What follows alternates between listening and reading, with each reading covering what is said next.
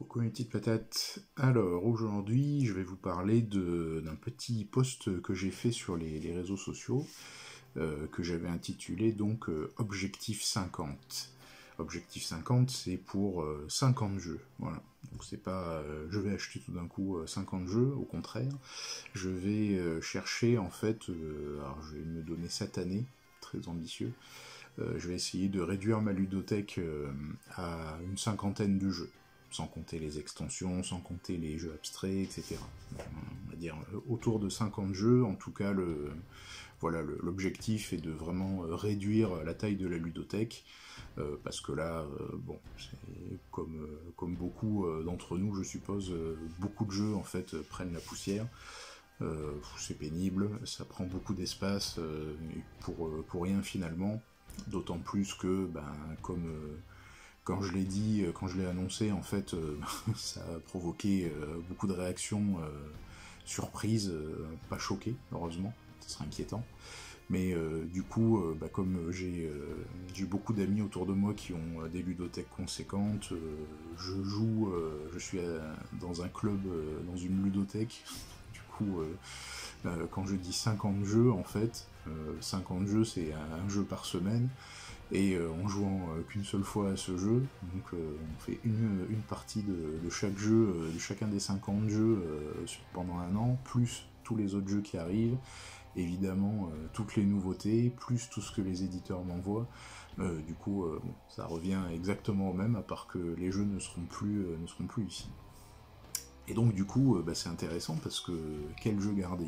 Donc il y a des évidences, hein, je pense à Gentes par exemple, voilà, à quelques jeux, à Echo, à Dragon Castle. C'est des jeux qui ont des mécaniques, des designs un peu particuliers, donc ceux-là je vais les garder, ne serait-ce que pour les proposer, parce qu'ils ne sont pas facilement accessibles.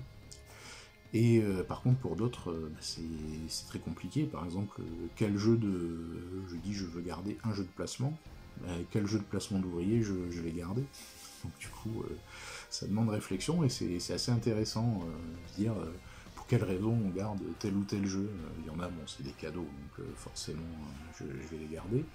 Mais du coup, beaucoup sont en doublon, en triplon, en quadruplon.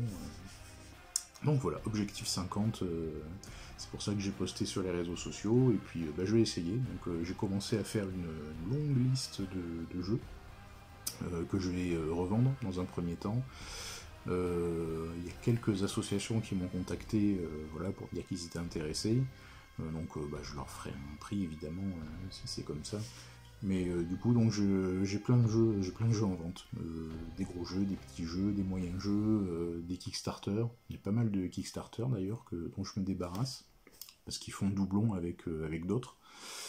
Et puis voilà, donc pas mal de jeux d'enquête. Bon, mais ça on en est tous là. Une fois qu'on a fait les enquêtes, on s'en débarrasse, c'est normal. Mais voilà, donc je suis en recherche de classiques. Des classiques indémodables, sans trop de surprises. Souvent c'est d'anciens jeux. Je pense à jouer à Concordia. Voilà, Concordia c'est un classique et du coup il va rester parce que on peut y rejouer indéfiniment. Vous savez que la rejouabilité pour moi c'est important. Voilà, donc si vous connaissez un peu ma ludo, ou si vous allez sur MyLudo, où j'essaie de le mettre à peu près à jour une fois l'an, n'hésitez pas à me dire oui, tel ou tel jeu, voilà, ça serait bien que tu le gardes, ou j'aimerais bien l'essayer, parce que ça aussi, si des gens veulent essayer certains jeux qui sont plutôt difficiles à avoir, je vois Mechanica derrière moi. Mechanica, bon, a priori je vais le garder, mais du coup il n'a pas une mécanique incroyable, c'est juste son design qui est original. Et puis voilà, donc je vais essayer de me tenir à cette bonne résolution de mois de mars. Voilà mes petites patates, portez-vous bien, et puis à très bientôt.